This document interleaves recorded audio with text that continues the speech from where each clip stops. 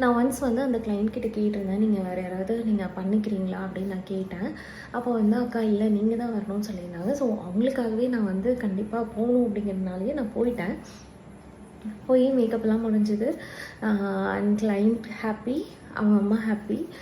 So அவங்க வந்து ஏன் இந்த ஒரு இதுக்காக நீங்கள் இப்படி பண்ணுறீங்க, காசு தானடா இப்போது இல்லாட்டி இன்னொரு நாள் சம்பாரிச்சிக்கலாம் அப்படின்னு சொல்லிட்டு அவங்க அம்மா சொல்லியிருந்தாங்க. ஸோ இது வந்து காசுக்காக இல்லை அப்படிங்கிறது வந்து நமக்கு தெரியும். நம்ம வந்து தொழில் வந்து ஒருத்தர் வந்து நான் என்னை நம்பி புக் பண்ணிட்டாங்க. ஸோ அவங்கள வந்து நான் வந்து டிசப்பாயிண்ட் பண்ணக்கூடாது.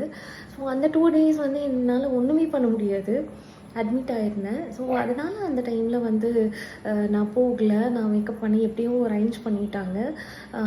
என்னோடய கிளைண்ட் வந்து ரொம்ப ஸ்வீட்டாக வந்து அதை புரிஞ்சுக்கிட்டாங்க. ஓகே நான் மேனேஜ் பண்ணியாச்சு அந்த டைமில். ஸோ நெக்ஸ்ட்டு வீக்லலாம் வந்து மார்ச் எண்ட் வரைக்குமே எனக்கு புக்கிங் இருந்தது.